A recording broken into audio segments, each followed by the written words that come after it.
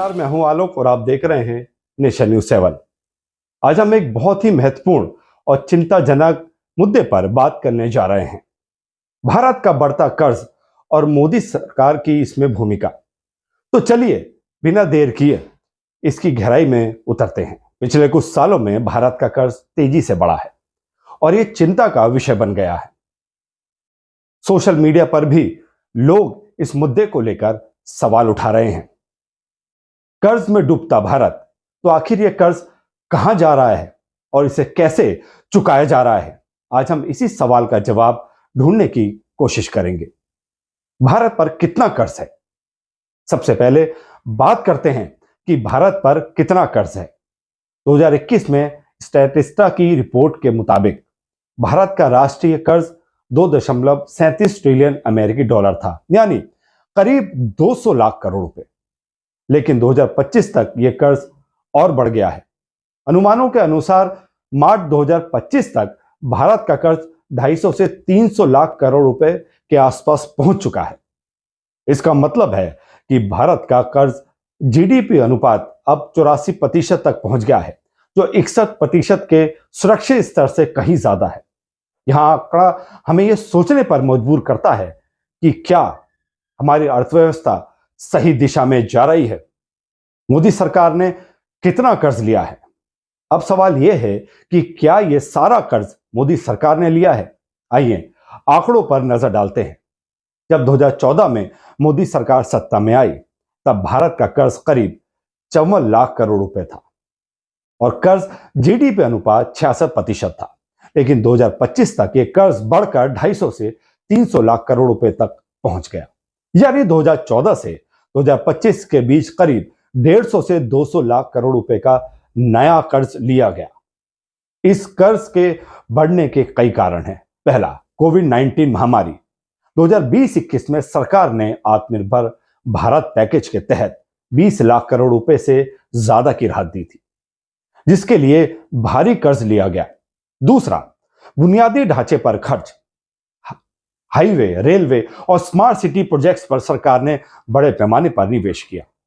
और तीसरा, सामाजिक योजनाएं जैसे आयुष्मान भारत, उज्ज्वला योजना और रक्षा क्षेत्र में खर्च। एक सवाल आता है कि क्या यह कर्ज पुराने कर्ज को चुकाने के लिए लिया गया था? यह एक बड़ा सवाल है। क्या यह कर्ज 2014 से पहले के कर्ज को चुकाने के लिए लिया गया था, या मोदी सरकार ने अपने खर्चों के लिए यह कर्ज लिया? इसका जवाब है दोनों। 2014 से पहले का कर्ज जो यूपीए सरकार के दौरान लिया गया था, करीब 54 लाख करोड़ रुपए था। इस कर्ज का एक हिस्सा अभी भी बकाया है और इसे चुकाने के लिए सरकार हर साल नए कर्ज लेती है। इसे डेट रोलओवर कहते हैं। अनुमान है कि 2014 से 2025 तक करीब 50-60 लाख करोड़ रुपए पुराने कर्ज और उसके ब्याज को मैनेज करने में खर्च हो गए। लेकिन बाकी का कर्ज यानी 100 से 150 लाख करोड़ रुपए नए खर्चों के लिए लिया गया। इसमें कोविड राहत, इंफ्रास्ट्रक्चर और सामाजिक योजनाएं शामिल हैं। अब सवाल यह है कि इतना बड़ा कर्ज चुकाया कैसे जा रहा है? सरकार इसके लिए कई तरीके अपना रही है। पहला, टैक्स कलेक्शन। जीएसटी और इनकम टैक्स से होने वाली आय का एक हिस्सा कर्ज चुकाने में जाता है। दूसरा, विनिवेश। सरकार सार्वजनिक कंपनियों में अपनी हिस्सेदारी बेचकर पुराना पैसा जुटाने की कोशिश कर रही है, लेकिन यहां सफलता कम मिली है। 2021-22 में सरकार अपने विनिवेश लक्ष्य का सिर्फ 8% ही हासिल कर पाई। तीसरा, नए कर्ज से पुराने कर्ज को चुकाना। यह एक आम प्रक्रिया है, लेकिन इससे कुल कर्ज कम नहीं होता, बल्कि बढ़ता ही जाता है। लेकिन यहां कई चुनौतियां भी हैं। कर्ज जीडीपी अनुपात 84% तक पहुंच गया है, जो भारत की आर्थिक वृद्धि के लिए खतरे की घंटी है। ब्याज का बोझ भी बढ़ रहा है। 2023-24 में सरकार ने अपने बजट का 20% हिस्सा सिर्फ ब्याज भुगतान पर खर्च किया। सोशल मीडिया पर लोग सवाल उठा रहे हैं कि एक यूजर ने यहां तक लिखा है कि हम अमृतकाल जी रहे हैं। वाह, जो सरकार के दावों पर कटाक्ष है। कुछ लोग पूछ रहे हैं कि मीडिया इस मुद्दे पर चुप क्यों है। यह साफ है कि भारत का कर्ज तेजी से बढ़ रहा है।